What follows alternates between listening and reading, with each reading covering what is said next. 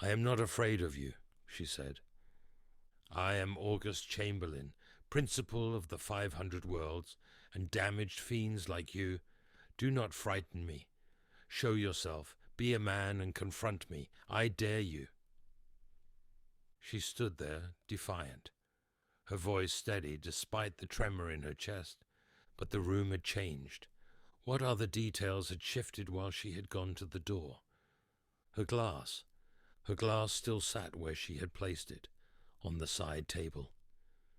But it was no longer filled with amasec. The spirit was gone. The glass was filled with blood. Terror touched her heart. She could not fight it. Its fingers were like ice. Like a child, she fell to the floor and scrambled behind the nearest piece of furniture, staying low, crawling into shadows. Maybe she could hide. Maybe she could. Officer Purcell was waiting for her beneath the sofa. His severed head, at least. His eyes were glazed. His mouth was half open, as if in the middle of some great and dismaying surprise. He stared back at her from between the sofa's elegant bluewood feet. Euten recoiled. There was someone standing over her, right behind her. His shadow fell across her. He was huge, silent, and powerful. He stank of blood and war. She wanted to ask him, to beg him, to make it quick, but her voice would not come out at all. He put a massive hand on her shoulder. She flinched. "He's here," the shadow said. "Stay down." She turned and looked up. Axe raised, alert. Fafnir Bludbroder stood over her. "You stayed," she whispered. "We don't leave the hearth," he replied, looking down at her. "Stay down. Run when I tell you. I will protect you with every drop of my blood." Still cowering, Euten looked around, as silent as falling snow. The other savage members of Fafnir's pack were creeping into the chamber, weapons ready, ears pricked for any sound or motion. Their silence was extraordinary. They padded like wolves on snow. Fafnir sighed. "Now we have it," he said. Konrad Curze came out of somewhere.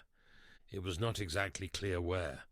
It might have been a shadow or a fold of drapery, or even merely a tiny crack in the wall. He manifested. He was monstrously vast, a black shadow, power claws unfurled like the flight feathers of a raven. His hair was a halo of filth.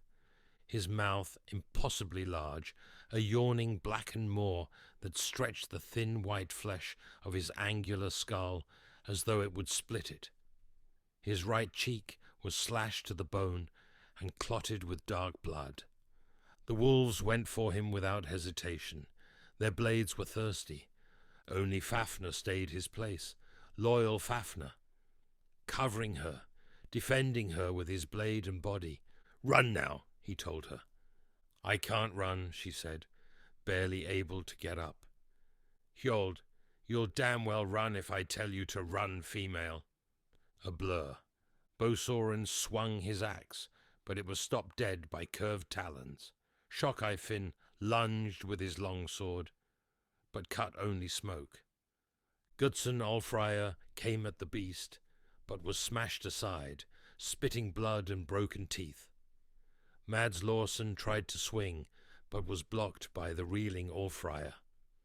A primarch, a squad of the Legiones Astartes, one locked room. The same locked room.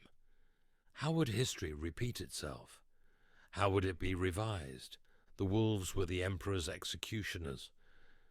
But Curze, Malma Longreach, spear thrusting, and Salik, the braided, axe low, attacked together. One struck home, for blood spattered the floor and the furniture around Euten, but both were knocked aside, bones snapping, armor cracking. Kuro came in, Biter Herrick, then Nido Knifeson. Blades hammered off armor and drew flinty sparks from whirling claws. Curze grabbed Salik by the throat and threw him across the chamber into the wall. Biter Herrick buried his axe in the depths of Curze's darkness. Blood sprayed. Mads Lorson went down on one knee, clutching at his torn throat, trying to stem the blood gushing from it. Kuro Jordrovk sailed across the chamber and demolished a chair and table as he landed. Curze was laughing. His pale, harlequin face was split by a maniacal grin of delight in bloodshed. He threw Shockeye Finn through the chamber windows, which detonated as one sheet like a glass bomb. He kicked Biter Herrick to the ground and cracked his skull with a vicious, armoured driving elbow. He took Gudson's sword away, broke it across the wolf's back, then drove the broken blade into Bo Soren's cheek. Malma grappled with him, and Nido Knifeson joined him. Both were cast aside, bones snapping, armour shattering. "I told you to run," Fafnir said. "I'm sorry," Euten replied. "Last chance," he said, raising his axe and rushing the night haunter. Euten found her feet. She got up and tried to run. A wolf, bleeding and writhing, lay in her path, another to her left, and a third, slumped against the wall, appeared dead. The doors were so close. Something flew over her, a huge thing. It hit the doors ahead of her and smashed them down entirely. It was Fafnir Bludbroder. The pack leader lay in the wreckage of the doors and did not rise. Euten stopped. She turned. Konrad Curze bowed to her. He was a smile made of shadows and smoke and sickness.